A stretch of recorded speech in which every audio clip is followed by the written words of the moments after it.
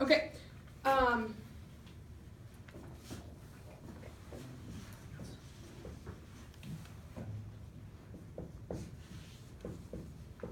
You guys remember this process?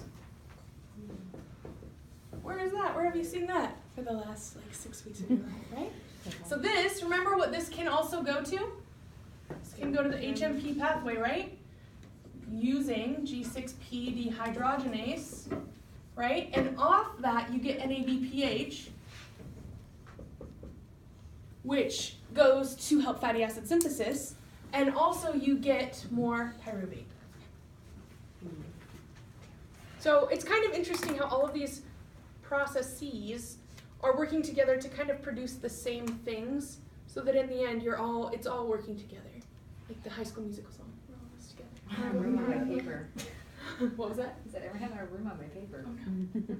Does anybody need more paper? Oh. Okay. Does this make sense right here? Okay. So something to mention about this.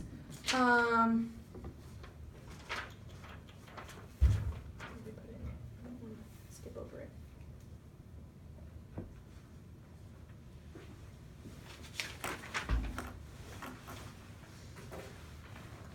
I think that's it.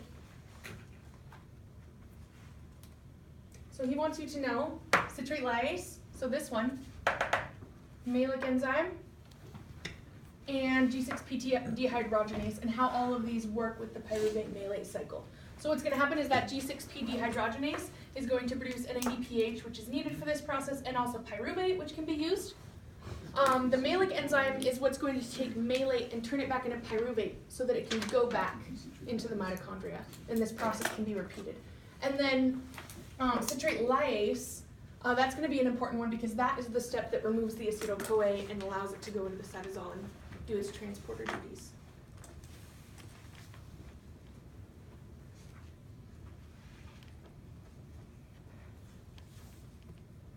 Good? Any questions? Please ask them. What does CL do again? So, no, that's a good question. So citrate lyase, it's basically the opposing to citrate synthetase. So you think synthetase, I synthesize something, I make something. Citrate lyase, lyase is cut things, right? They lyse, or yeah. Okay, we're gonna go with that. I thought of the little things in your hair that you get.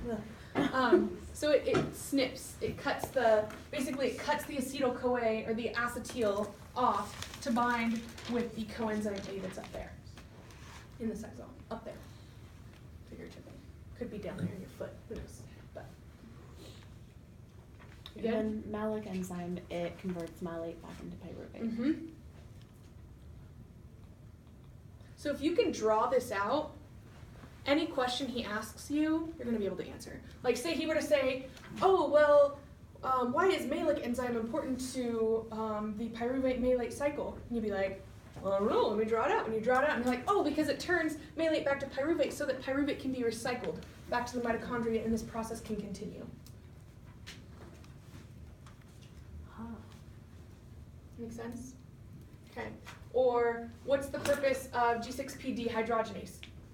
Oh, well, okay, well, let me think about this process. Okay, I have all this down. Oh, well, where does G6P dehydrogenase actually work? Oh, it works in glycolysis as part of, not necessarily glycolysis, but we think back to glycolysis at that point, and then you know that it takes G6P and puts it down the hexamonophosphate pathway and produces pyruvate and NADPH, which, what is one of the purposes of the pyruvate malate cycle?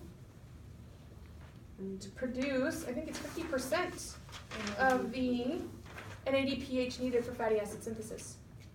So, and all of this is for fatty acid synthesis, right? And being used in conjunction with. Okay. We get on this. If you say that again, What did I say?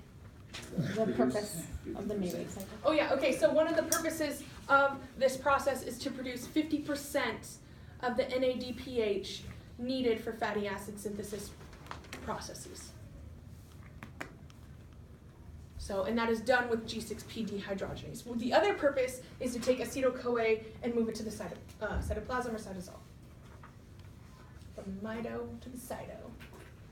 So those are the two main purposes? Mhm. We should know? Move what? Wait, what was the second one? I'm sorry. Oh, no, that's okay. It's to move acetyl-CoA from the mito to the mitochondria, the cytoplasm. The acetylcholine. Yes. So what is this? What was that? Mitochondria. Mitochondria or the mito. What is Mitosis. this new? This is called the pyruvate malate cycle. Oh, okay. So it's like breaking down that step in the first one, where we brought this to this. Yes. Okay. Yes. Yeah. So sorry. So yes. So this acetyl-CoA then goes up to what? We're actually going to redraw it because we need to go back over a couple other things. So we got this down. Everybody want to take a picture of that? Are you good? Can I erase it? Okay. Thank you. Okay. So now that we have this whole process, right, and we got our acetyl-CoA where we wanted it to be, I'm going to erase this part.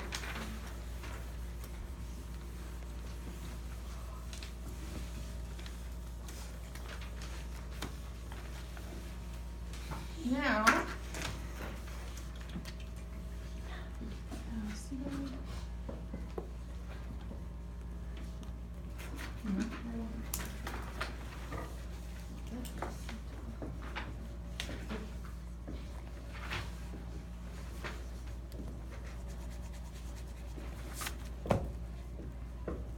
okay, so this was increasing, right, in the cytoplasm. So we're back in the cyto, and this is that, right?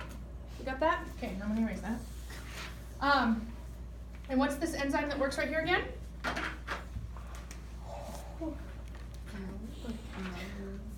What was that? No. No. Acetyl-CoA carboxylase, right?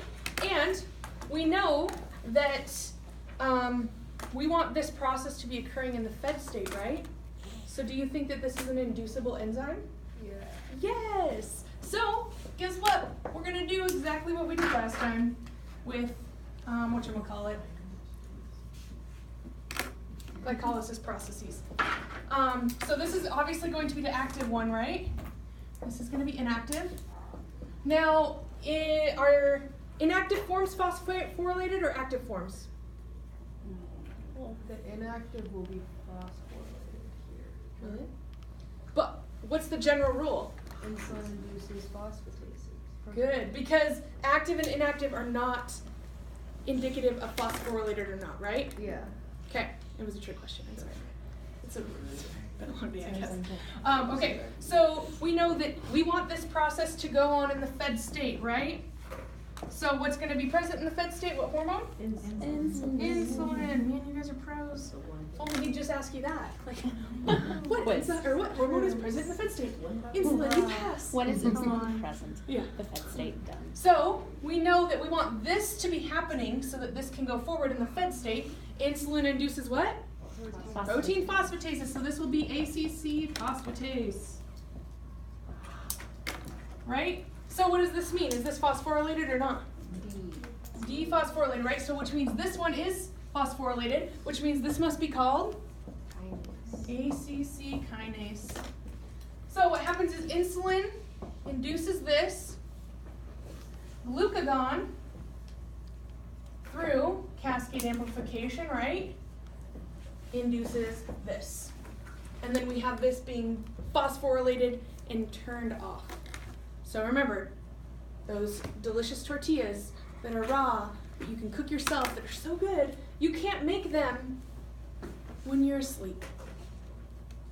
I mean, you can try, but you might burn your house down. So you want to be awake so that you can turn the raw tortilla into a cooked tortilla and have a delicious tortilla all the days of your life that you're awake. Okay, got it? Okay, so that is acetyl-CoA carboxylase. However, it's inducible, but it is also allosterically activated. So, okay. It's inducible, but what? So in an enzyme that's inducible is something that's induced by hormones, and then it's also allosterically activated. So remember those things I put up where you had the enzyme like this, and it had its little back door, and when something bound to it, this changed, and whatever was here couldn't bind to it. Or Oh, yeah, I just missed what you said. oh no, I know what you mean, okay, good. but yeah. So this would this be an activator or inhibitor if it closed that off? Inhibitor. And what if it was like, yay, more? Is that an activator or inhibitor? Good job. Okay, so we have, let's use a different color first.